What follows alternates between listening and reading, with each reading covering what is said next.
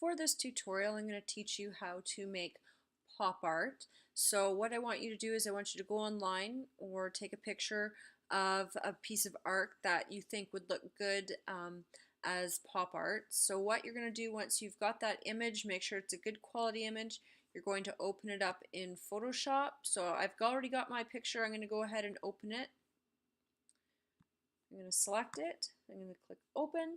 And now the first step that I want to do is I actually want to select my image here. So I'm going to come over to my quick selection tool and I'm going to select the headphones and the microphone so that I can put it on its own layer. So I'm just going to trace it out here.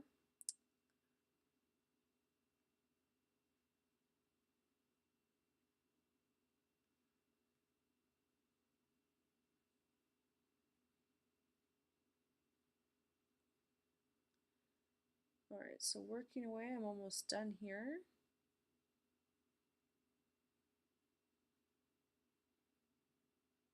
So I want to make sure that everything is selected.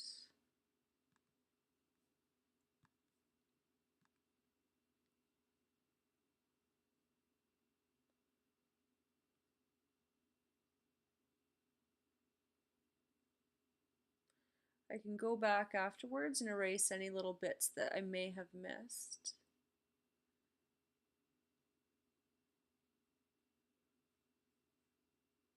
Okay, so it looks like I've got everything. Actually, this part just somehow made its way into the mix. I'm just going to select that. And then after I've made my selection, oh, I want to get rid of that too. Here, I want that. Okay, so now that I've got my selection, I'm going to come up to Layer. I'm going to say Layer, Layer via Copy. Okay, and now my headset and microphone are on its own layer. So you can see there, it's made the selection. So the next step is to get rid of this background here and make it a different color. So I want to make sure that I'm on my background layer, and I'm going to come up to Layer. I'm going to say New Fill Layer, Solid Color, and I'm going to click OK, and then it's going to give me the opportunity to pick a color that I want to work with. So I'm going to select maybe that color right there, and I'm going to click OK. Okay, and then the next step is that I need to actually apply a threshold to my object here. So I need to be back on that layer, and I'm going to change the name of this layer to thresholds. It's important to label your layers, that way you can just kind of keep track of what everything is. So then after that, you're going to come up to Layer, or actually Image, and under Adjustments you'll find Threshold about halfway down. And you can see here I've taken the color out of my object.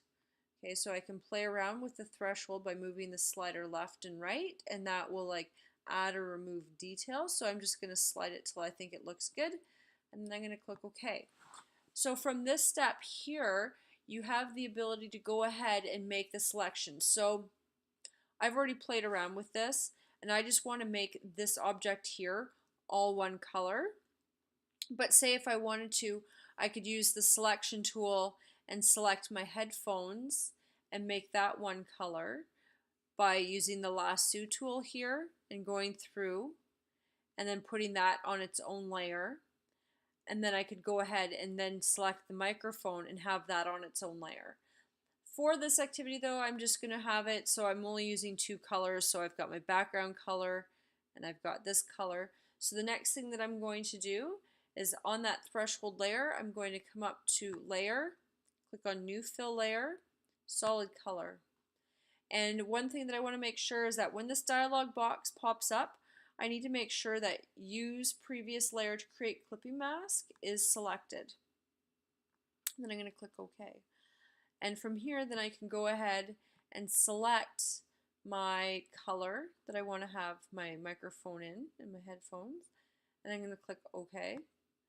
Okay, so you're going to have an object that looks something like that. The final step to get the black to come through is that still on this layer, you need to come up to here, to your blending tools, and click multiply.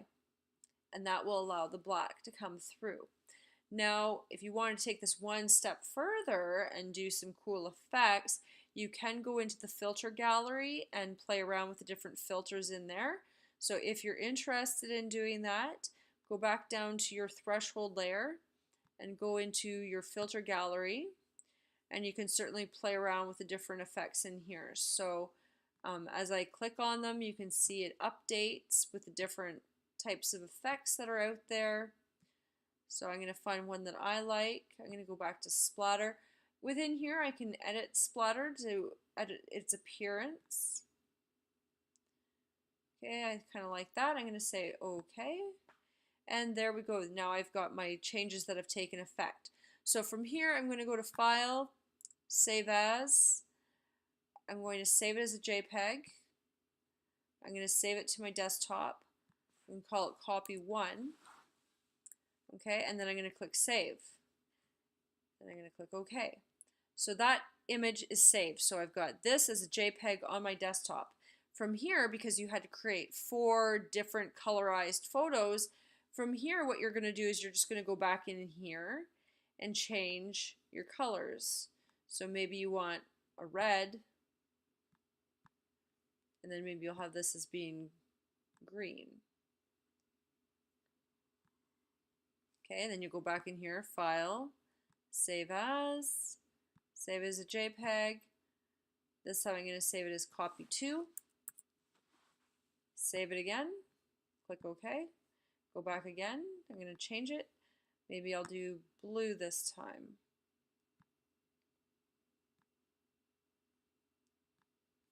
Okay, and then I have to change the background color. I'm going to go with maybe like a yellow type of color. Click OK. Go to File, Save As, save as JPEG, call it Copy 3. I still need one more. Click OK. So up here, maybe this time I'll do like a purpley color. Click OK. Come down here. I'll make it more yellowish. There we go. Click OK. Okay, go to File, Save As, select JPEG, Copy 4, Save. Click OK. So I've got my 4 JPEGs. Now what I need to do is I need to assemble them all into one file. So I'm going to go to File,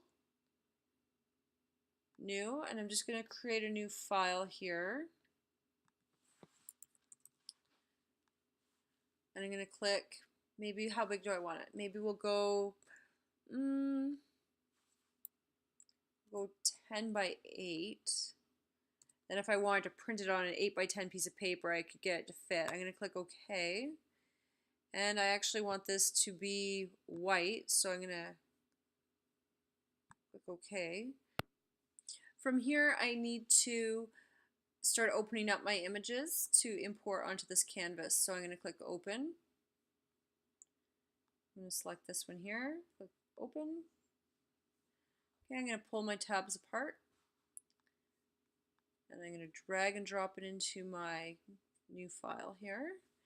Command T for short. I can change the size of my tool. I'm going to hold down the Shift key. Just make it a bit smaller there. Hit Enter when you're done. I'm going to go up to File, Open. I'm going to open up my next one. Okay, I need to drag that one in too. So use the Move tool, click and drag.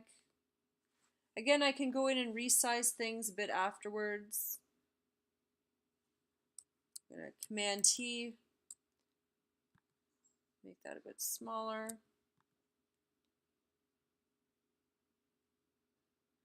Okay, it still needs to be a bit smaller.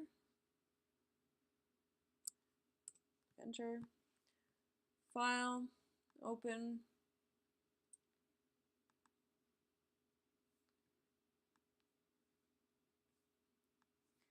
Okay, so you'll find the steps are a little bit repetitive. That's okay, it's good practice.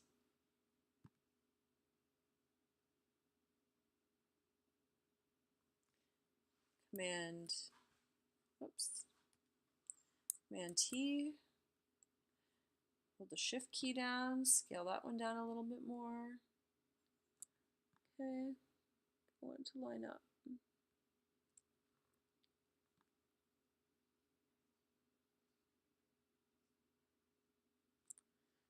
Okay, and now I got to get the last one in there, File, Open.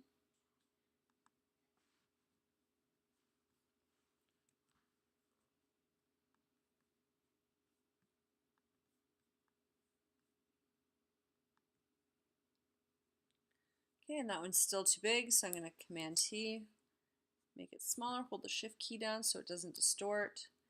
I'm going to move it in there.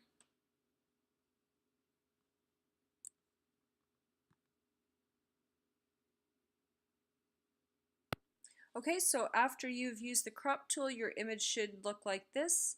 So you should have four images all on one canvas, and everything should be equally spaced like you see in the image here. And that concludes the tutorial on how to create pop art.